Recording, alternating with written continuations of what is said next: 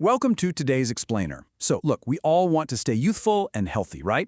And conventional wisdom tells us that the absolute best way to do that is to aggressively protect our bodies. We think we need to avoid all stress, all hardship, and literally anything even remotely toxic. But what if I told you that this completely comfortable, perfectly sheltered lifestyle might actually be accelerating your aging process? Today, we're exploring a highly counterintuitive yet totally scientifically grounded premise. And it's this.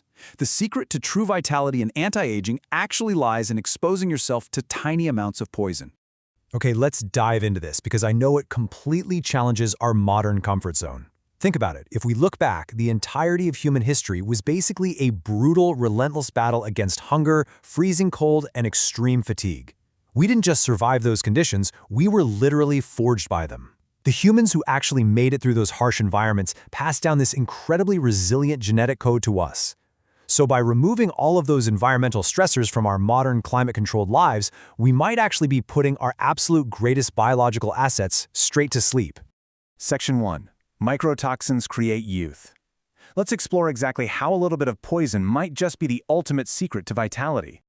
To understand why this works, you've kind of got to picture your DNA as a giant locked vault. Inside this vault are absolute superpowers.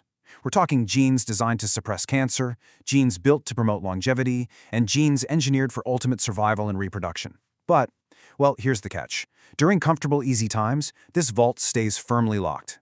These genes are totally dormant. They're literally asleep because your body just doesn't think it needs them right now. They only wake up when they sense a crisis. Section 2. Awakening dormant longevity genes. Historically, extreme crises like war or famine actually forced our bodies into this massive survival overdrive, waking those dormant genes right up. But obviously, we need a biological loophole to get those benefits today without, the actual danger. And that loophole is a fascinating biological phenomenon known as the Hormesis effect. It was first hypothesized by Dr. Thomas Dirac back in 1978. Now, what's really interesting about this is that it proves while a massive dose of a toxin or stressor is, deadly, a microdose acts as a false alarm. It perfectly tricks your cells into thinking they're in a survival crisis, which prompts a highly beneficial adaptive response without any of the actual danger. Take radiation as an example. There's a fascinating threshold right at 100 millisieverts. Back in 2005, the French Academy of Medicine noted this exact mark.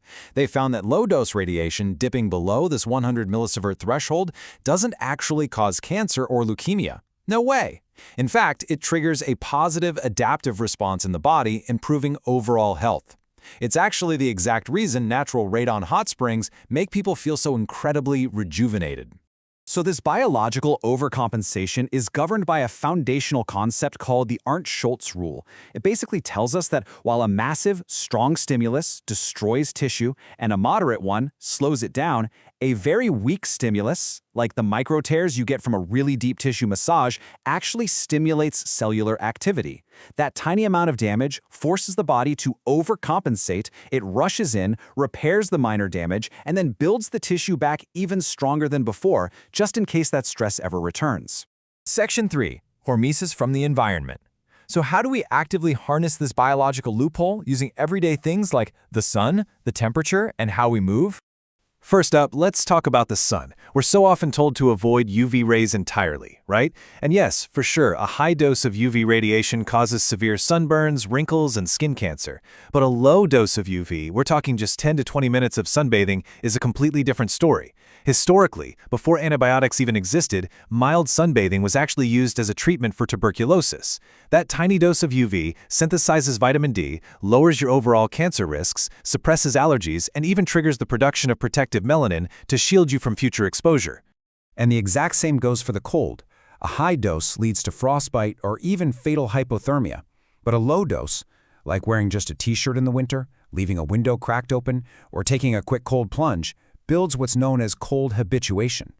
Think of kids in Sapporo walking around in shorts in the absolute middle of winter, completely unfazed. This microstress of cold forces your body to burn fat with oxygen, it multiplies your energy-producing mitochondria, and it builds a practically unbreakable autonomic nervous system. And this brilliantly illustrates how the exact same logic applies to heat, too. Heat stroke and severe burns are obviously the high-dose enemies, but stepping into a blistering sauna, soaking in a hot spring like the ones in Kusatsu, or just taking a 5-minute walk in the intense summer sun acts as a perfect low-dose stressor. This specific heat stress activates something absolutely incredible called heat shock proteins. These proteins literally act like an internal cleanup crew, hunting down damaged, denatured proteins in your body and repairing them, essentially bulletproofing your immunity for the future. We even see this same pattern with exercise. Grueling, excessive manual labor or severe overtraining is going to break your joints down and leave you chronically exhausted. However, low-dose exercise, like going for a brisk walk, focusing on deep breathing, and just maintaining really good posture places a light, aerobic stress on the body. Your body naturally adapts by burning fat and, once again, multiplying those mitochondria, building up a massive reserve of stamina for whatever challenges lie ahead. Section 4. Plant toxins and moderate fasting. So, quick question. Did you know that feeling just a little bit hungry is actually a cellular superpower? It's entirely true. High-dose hunger is literally starvation, which is fatal. But low-dose hunger, things like stopping eating when you're 80% full, intermittent fasting, or religious practices like Ramadan, triggers a massive increase in your mitochondria. A really perfect historical example of this is post-war Okinawa. During times of really scarce food, they experienced incredible longevity and world-leading health. But today, with an absolute abundance of food leading to modern obesity, their lifespan ranking has plummeted. Mild fasting is, without a doubt, an ancient, undeniable health secret. So here's the science simply broken down for you. When you introduce mild stress, your cellular energy drops just slightly. This trips a master alarm in your body, a specific enzyme called AMPK. This biological manager steps in to block the pathways that feed rapid cell division and cancer growth, and instead it triggers autophagy, which is your cell's internal cleanup process, literally detoxing you from the inside out. And guess what? You can trigger this exact same AMPK cleaning process using phytochemicals, things like sulforaphane in broccoli sprouts, EGC in green tea, and berberine. Now, we normally think of these as superfoods, but biologically speaking, plants create these chemicals as literal poisons to stop animals and insects from eating them. If you ate a massive, pure dose of these alkaloids, you'd get terribly sick.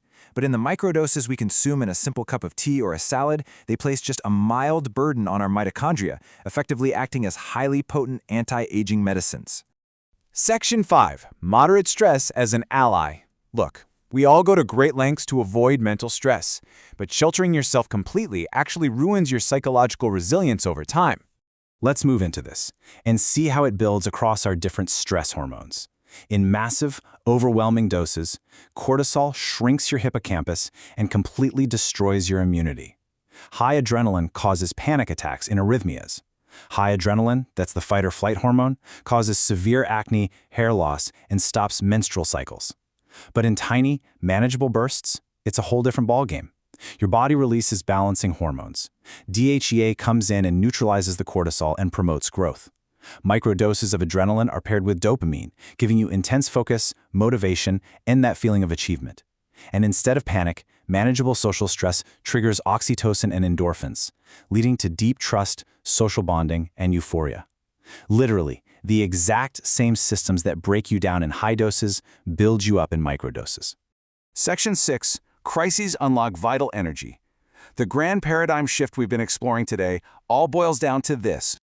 The big takeaway here is that a managed crisis doesn't threaten you, it unlocks your vital energy. Microtoxins and microstressors fool your cells into sensing a survival crisis. And through a biological process called demethylation, where your body literally removes the chemical seals off your dormant DNA, you change everything. By intentionally tricking your body with a tiny, controlled dose of hardship, whether that's a cold shower, a skipped meal, or tackling a really challenging task, you unleash a wellspring of infinite vitality that was otherwise perfectly content to just sleep your whole life away.